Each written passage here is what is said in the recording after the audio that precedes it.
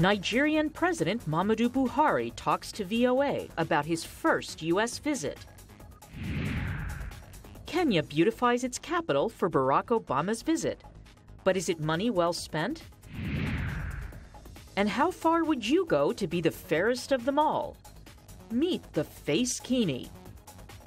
Africa 54 starts right now. Good evening, I'm Lina Ahmudu. This is Africa 54. Vincent Makori is off today. Nigerian President Muhammadu Buhari is in the midst of a 4-day visit to Washington. It's his first visit to the U.S. capital since taking office in May, in a rare peaceful transition of power in Nigeria. On Monday, Mr. Buhari met with President Barack Obama, other senior U.S. officials, West African diplomats, World Bank executives, and members of the U.S. Congress. Tuesday, he is scheduled to hold a town hall meeting with members of the Nigerian diaspora. But first, he sat down with VOA's Peter Clarty to talk about his trip to the U.S. Mr. President, thanks for speaking with the Voice of America News. Thank you. How did your meeting go with President Obama, and were your expectations met? Well, I'm grateful that President Obama invited me, and since we met at G7 in Germany last month, where he extended the invitation, I came, and he clearly knows the problems in Nigeria about insecurity in the country, the problem of the economy, unemployment, and the corruption in the country. And he made the undertaking that as soon as we can produce the necessary documents that will give the legal backing to the recovery, once it's traced to the United States government will cooperate. I don't think I can get a better assurance than that. Mr. President, when you came into office, you said the coffers of the Nigerian kitty was empty. How do you intend to recoup monies siphoned out of the country? Because reports say about $150 billion have been siphoned out of the country within the last 10 years. Well, it's not busy. We have to trace it and get the documents, both for shipping of the illegal crude, its destinations, which accounts the payments were credited, and then identify the people responsible, both in the system, in Nigerian National Petroleum Corporation, and those that ordered it. That means the technocrats and the politicians that are responsible for this diversion. And of course the outright theft of public funds, either through inflating contracts or doubling it. So the most important thing for us is to try and get those documents so that final prosecution will be possible. Because we don't want this serious recovery of stolen money to be reduced to token assignment. We have to get the documents, we have to identify the persons, and we then start the process of prosecution. Well, you promised during your campaign that you're going to stamp out corruption. People say that corruption is endemic in the structures of the government. How do you plan to weed that out? Well, it's a very well-known case that there is no Ministry of Affairs started in Nigeria that you will go without financial and administrative instructions. Those who are conveniently ignored. So for people who refuse to be accountable, they will be held responsible. Morale of your military folks were a little down before you took power. You changed strategy, moving some folks to the north to fight the insurgency.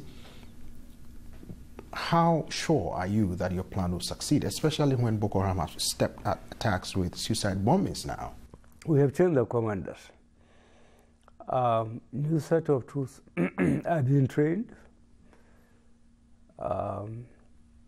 And the joint multinational joint task force comprising of troops from Chad, Niger, Nigeria, Benin Republic would be deployed in the theater of operation. So really, this is the practical and the realistic way the problem can be faced. So, Mr. President, how confident should Nigerians be with the change that you promised that you will deliver, especially when you are yet to name your cabinet? You've asked them for patience, but they're saying we want change now. You know your people more than I do. Well, if you follow up developments, the 8 governments of the former ruling party, the PDP, 8 governments, find out none of them formed its government within 2 months of its swearing in. So why so much pressure has been brought on APC to act with immediate effect, especially when there are so many things wrong? So, talking about the APC, we recently read about the rancor in the Senate and the House of Reps fighting among themselves, and people are saying, well, why are they giving the president a hard time? So they asked that you step in to try to resolve some of these impasses. Why not act, Mr. President? They asked. Well, you have to look very hard at the constitutional position. The National Assembly, the upper and the lower houses, they have got their own system of choosing their leaders. And among the system is what they call rating among their colleagues. If you check, there was a heavy attrition of the members of the National Assembly. More than 70% of them didn't come back to the National Assembly. So the remaining 30% are those that have experience of running the National Assembly, both upper and lower houses. It's up to them, to choose their leaders. But certainly the party has a role. The party will firstly make sure that the accepted system of choosing leaders or getting rid of them is in line with the rules and regulation of the National Assembly itself. Mr. President, last but not the least, I will quote you. You said Nigeria must first put new rules of conduct and governance in place. How do you intend to implement that? What we intend to do is to insist that whatever institutions do is constitutional. And what is not constitutional must be properly explained. For example, this lifting of illegal lifting of crude, you can see the documents were forged, and it's done sometimes, a lot of the times, with the cooperation of members of NNPC. Certainly they can't say they are loading Nigerian crude into an unknown, unregistered ships. So there is a lot of disrespect for the laws of the country that had been taking place for more than 10 years. And that shouldn't frustrate us and stop us from operating. We just draw a line, we continue, but wherever we uncover that public funds have been siphoned or crude has been stolen, we trace it through the movement of the ships, through the accounts the payments went through, and this cannot be done overnight. Thank you very much, Mr. President. Thank you very much. Now excitement is building in Kenya as the nation gears up for a visit by U.S. President Barack Obama later this week. This is Mr. Obama's first visit to the country of his father's birth since becoming president, and Nairobi, Kenya's capital city, well, is sparing no expense to prepare for his arrival. VOA's Gabe Jasolo has our report. This is Nairobi's beautification project at work, all part of a major initiative to clean up the city's streets ahead of President Barack Obama's visit later this month. Roads are being repaired, flowers planted, streets painted, and security cameras installed throughout the bustling capital at the expense of the city. Leah Oyake Ombis, Chief Environment Officer for the Nairobi City Council, says the effort is about more than just welcoming one visitor. I think for Nairobi, and especially as concerns the environmental services or rather activities that you're currently seeing us doing at the moment, we are not specifically or primarily doing them for the coming of the American president. She says many of these improvement plans were already in place, but were fast-tracked ahead of the president's arrival. Still, the people of Nairobi do hope the president will make some pronouncements that will benefit the country and the city. And therefore, turning such kind of pronouncement into reality or programs are going to start from Nairobi.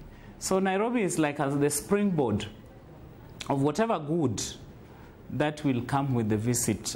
The city of more than 4 million people faces enormous civic challenges, from congested roads to extreme poverty. It is more than what a little paint can fix. This is the Nairobi that most Kenyans know. It's busy, chaotic, a little bit messy, and desperately in need of a facelift. While President Obama is unlikely to see this part of the city, residents here say any improvement is a good thing. As by my thinking, it may be they want to make it clean for the people who are coming to visit the country to see it more clean. But my wish is let them continue to be the way they are just doing at the moment. We need it to be clean and more beautiful the way it used to be there before. For now, they are doing fine because they are making the roads and everything. So I think it's an amazing job that they're doing. Not everyone is as enthusiastic. Some have said the money spent on the visit could be put to better use. You see now, like the county commissioner of Nairobi is doing, he's trying to prepare, those are face show, only face show. Because Babu is wasting a lot of money. People need money, that money to improve the Madara area or the Wananchi wako below the average. So they should be given that money to improve their standard. Mr. Obama is coming to Nairobi in part to attend the Global Entrepreneurship Summit on July 25th. And while his trip will likely be brief, residents of the capital hope the benefits will last long after he's gone. Gabe Joselo, VOA News, Nairobi. Burundian President Pierre Nkurunziza is running to win a third term in office Tuesday as voters participate in an election boycotted by the opposition. Mr. Nkurunziza rode his bicycle to his polling place to cast his vote.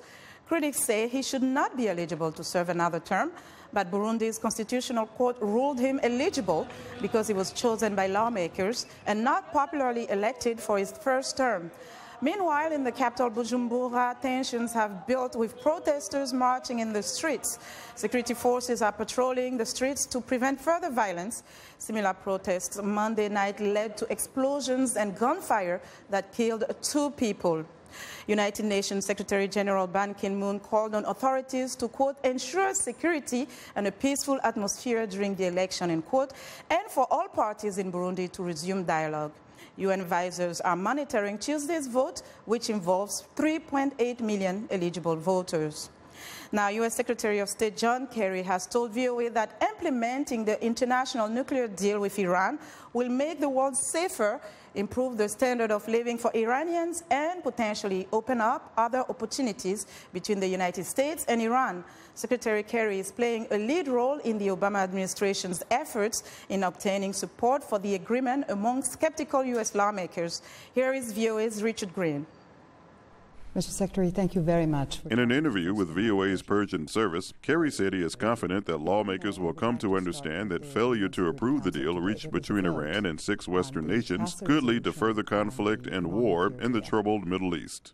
Because if we don't have this agreement, then I believe the Ayatollah would say, why should I negotiate with these guys? They haven't delivered. They don't do it. Why would our colleagues in the world support the sanctions when they say the sanctions were supposed to be to get an agreement? But they got one and now they walked away. So the whole thing comes apart with great danger to the region. Kerry defended the administration against criticism that it should have pushed for an expanded agenda that included human rights issues and getting the release of several Americans under detention in Iran. Well, this deal, as we said before, if we had chosen any number of issues between Iran and the world community or between the United States and Iran, you know, we'd have been negotiating for 10 years and never gotten anywhere. And we didn't have that kind of time because of the nuclear issue and where the progress was. Kerry said a lot of good things can happen in regards to Iran if this deal is fully implemented. Well, it includes the potential of travel, but what it includes immediately is the lifting of specific sanctions on finance, on banking, on the movement of goods. Foodstuffs will be allowed to be sold from Iran, pistachios, carpets, you know, other foodstuffs. I mean, those things will be able to be sold. So it's opening up some things, but not everything yet. The primary embargo still remains in place. The UN Security Council unanimously adopted a resolution Monday approving the nuclear agreement. The Obama administration submitted the plan to Congress Sunday, beginning a 60-day period for lawmakers to review the deal. The pact must also be approved by Iranian lawmakers. Richard Green, VOA News, Washington. We want to know what you think about Africa 54 and the stories we cover. Join the conversation on Facebook. The address is Africa 54, and check out our headlines 24/7 on voaafrica.com. Coming up, researchers try to determine the effects from soccer head injuries. Stay with us.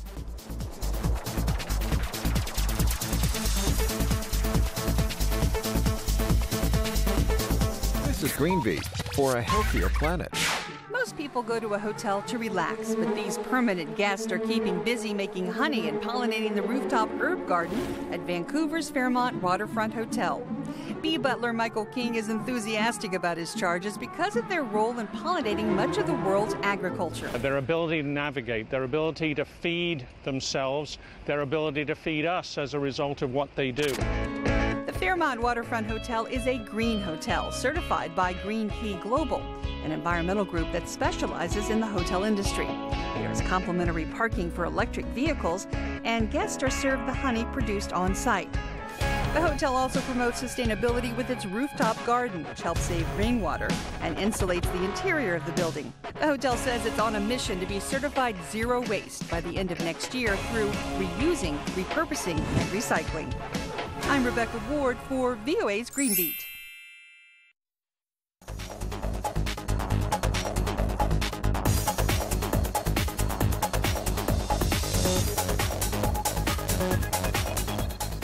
It's time for our Tuesday Business Report, and joining us live from New York is Africa 54 business correspondent Alexis Christophorus. Alexis, $100 crude oil could soon be returning? That's right. We learned this from the oil guru Gary Ross. He correctly called last year's rout in oil prices, and he predicts oil will hit $100 again within 5 years. Ross says that current oil prices of around $50 a barrel are unsustainable. He adds that oil markets are not nearly as oversupplied as many believe, and that spare capacity is tight since Saudi Arabia is pumping all the crude it can without drilling. Nord? Now, let's talk about gold. It's another rough day for investors. Is there any end in sight to the selling? Well, traders should hold on tight because analysts predict more selling in the precious metal. Gold now sits near a 5-year low, and the list of reasons to be bearish continues to grow. China didn't buy as much bullion as analysts had expected. The Federal Reserve, we know, may raise interest rates later this year, and investors see less of a need for gold as a safe haven as Greece works to stay in the euro. Analysts actually predict gold will fall another 5% by the end of this year to about $1,050 an ounce. Lenord? And Alex, it's a big day for Apple. Now, what do analysts expect from the tech giant's financial results? Well, they expect another powerhouse earnings report thanks to strong sales of the new big screen iPhone 6 and 6 Plus. Analysts expect Apple to report earnings of $10.3 billion for the April to June quarter.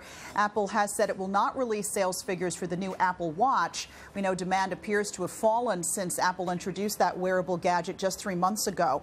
But new studies show many recent iPhone buyers are people who switched from Android phones once Apple started making those larger screens, which lends themselves to social networking, taking pictures and playing games. So it looks like people are definitely voting for the larger screens. Lenore? Alexis, great reporting. Thank you so much. And that was Africa 54 business correspondent Alexis Christoforos reporting live from New York. Now, researchers say a French teenager born with HIV and treated until age 6 is still free from the infection 12 years after stopping the treatments. They say this suggests the first case of long-term remission in a child infected from birth. The girl's case, recently discovered by doctors in France, follows the 2013 report of a Mississippi baby who, after early and aggressive treatment for HIV, controlled the infection for a period of 27 months without treatment before it came back. The French teenager's case is thought to be the longest of any on record so far in a child. And soccer is one of the most popular sports played by children in the United States. At the same time, research is underway to study head injuries, such as concussions suffered by youth playing the game, and on the long-term effects of those injuries. VOA's Mike Richmond has more. Soccer is known as a physical game, but not a violent one. Still, players take blows to the head through headers, as well as collisions with other players, the ground, and goalposts. Catherine McGill, a neuropsychologist for the Children's National Health System in Washington, examines many children who have suffered concussions playing soccer. She says concussions caused by soccer and other youth sports are on the rise. One, we're getting better, and I say we meaning parents, coaches, and medical providers alike are getting better at recognizing and responding to that injury.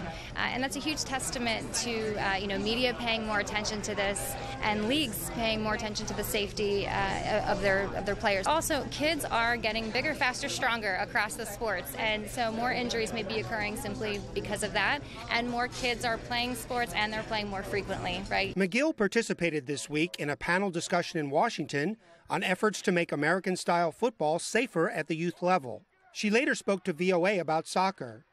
She says researchers are looking into a number of questions about soccer-related head injuries, including the impact from repeated headers and whether blows to the head can lead to chronic traumatic encephalopathy, or CTE, a degenerative brain disease. We're often asked by parents, what's the age? What age should they start heading, or should there be heading at all? And the answer is, this is a very individual decision. The age for one child may be very different for an age at another child, right? McGill advised against putting children on the field who are not physically and emotionally ready to perform headers, or else there will be injuries such as concussions. Mike Richmond, VOA News, Washington. Now back to HIV. New research shows that more than 30 years into the HIV/AIDS epidemic, African women living with HIV still face much stigma and discrimination. The study says it's affecting efforts to prevent mother-to-child transmission of the AIDS virus. The community-led research was commissioned by the World Health Organization and done in Kenya, Namibia, and Nigeria. The study was conducted by International Community of Women Living with HIV and the Global Network of People Living with HIV. It's time now for a short break. Still to come on Africa 54. No, this is not a robbery in progress. Stay tuned for one of China's hottest beach trends. We'll be right back.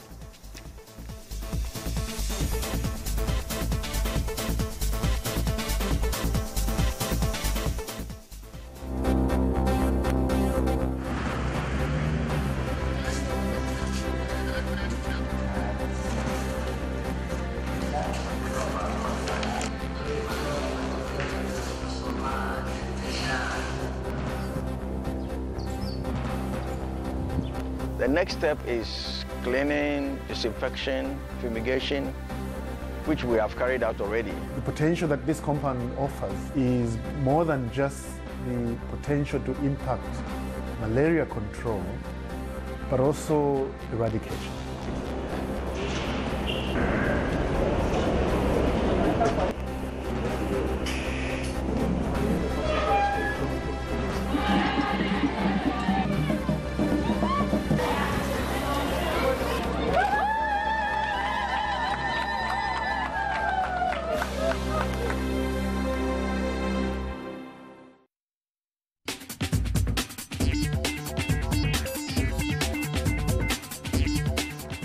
welcome back to Africa 54. Here is what is trending. No, they're not bank robbers. Chinese women wearing face kinis, a facial swimwear mask, have started a new trend in China in recent years.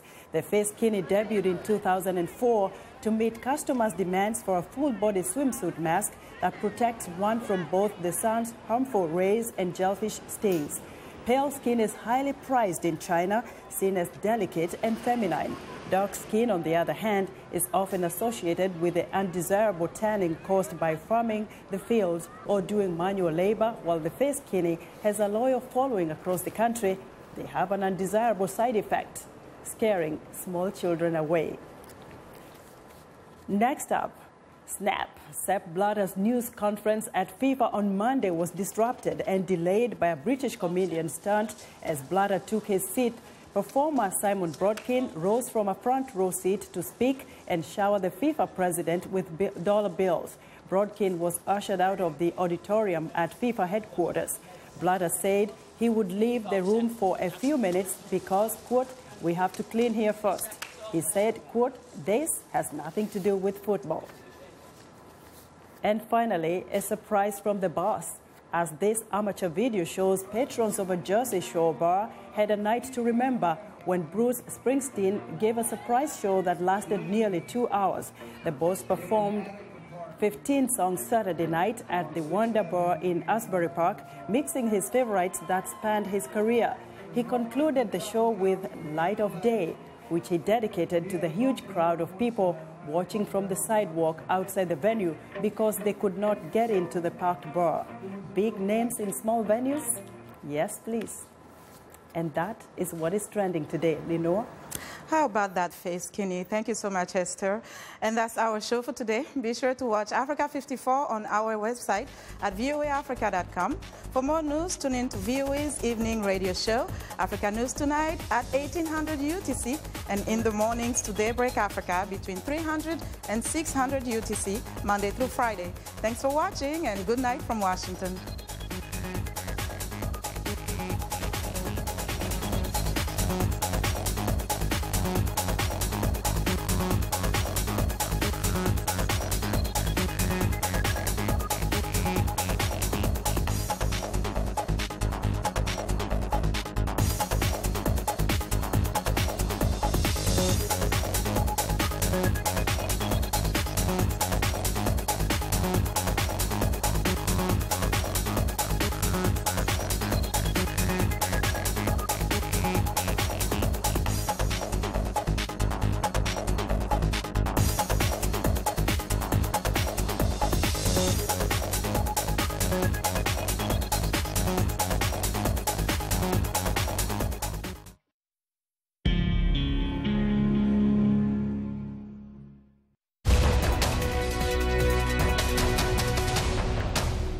Welcome to the Voice of America's News Words.